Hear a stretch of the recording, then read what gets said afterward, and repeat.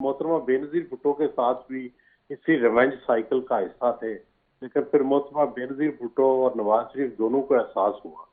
कि भाई एक चार्टर ऑफ डेमोक्रेसी होना चाहिए। मेरा ख्याल है कि अब इमरान खान को भी ये एहसास होना चाहिए और मियां साहब को इसमें इनिशिएटिव लेना चाहिए कि एक नया चार्टर ऑफ डेमोक्रेसी जो है वो तय जो है वो बनाया जाए, और पीटीआई जो है वो भी ये साइन करे कि वो भी जमहूरी इक़्तिदार के फरोग के लिए, मीडिया की आज़ादी के लिए और फेयर एंड फ्री इलेक्शन के लिए काम करेगी। दोनों इस पर मुत्फिक हों रूल्स ऑफ द गेम पर, और तभी जाके मुआशरा जो है वो जो है कुछ नॉर्मल हो सकता है और सोसाइटी आगे जा सकती है। अगर ये लड़ते रहे आपस में, एक दूसरे की जमहूरियत ना तस्लीम करते रहे, एक दूसरे का मैंडेट ना तस्लीम करते रहे, तो फिर कोई इम्कान नहीं है नियर फ्यूचर में कि पाकिस्तान में कोई असली जमहूरियत आ जाए। अजीब बड़ाई साहब, बहुत शुक्रिया आपका सर, आपने ज्वाइन किया, थैंक यू वेरी मच। ये हमारे साथ थे, ये मुनीर फ़ारूक साहब थे सर, 2-3 दिन पहले, वो भी लंदन में। अभी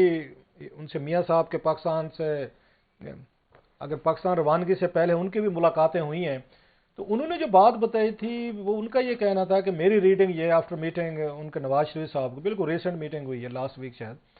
तो उसके बाद मियाँ साहब का जो बयानिया था जो उन्होंने दिया था पहले इंटरव्यू में कि वापस जाके मैंने जनरल बाजवा और जनरल फैज साहब जो है उनको फिक्स करना है, अगरचे पार्टी ने बाद में कहा जी ऐसी कोई बात नहीं, हम इकनॉमिक एजेंडे के लिए आ रहे हैं, मियाँ साहब ने भी कोई बात नहीं की। लेकिन मुनीर फ़ारूक साहब का कहना था, उनकी राय है कि मियाँ साहब ने उनके साथ इस मामले पर जो गुफ्तगू की है, जो लोग बैठे हुए थे, वो अपने बयाने पर कायम है कि एक दफ़ा वज़ीर आज़म बन गए तो फिर हम वही इशू जो है सेटल करेंगे, जनरल फैज़ का, जनरल बाजवा का।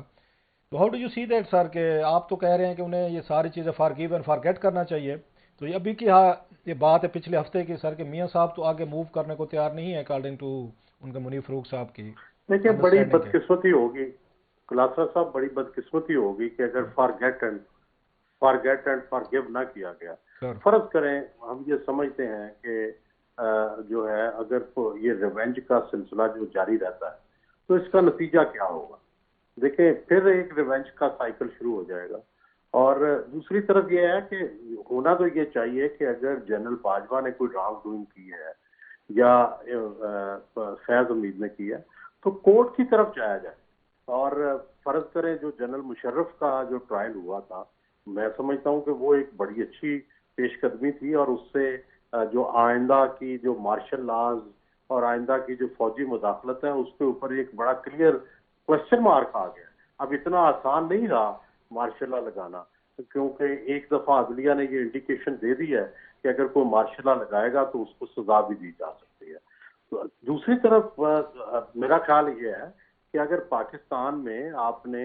असली जमहूरियत लानी है और अमन लाना है और ऐसा माहौल बनाना है कि जिसमें मुल्क चल सके, तो फिर आपको एक तरफ पॉलिटिकल रिकंसिलिएशन करनी पड़ेगी, दूसरी तरफ आप अदारों के साथ भी एक जो है एक ऐसा तरीका करेंगे कि जिससे लड़ाई ना हो। बहुत हमने सीख लिया, हर हुकूमत जो है उसकी एस्टेब्लिशमेंट के साथ लड़ाई होती है,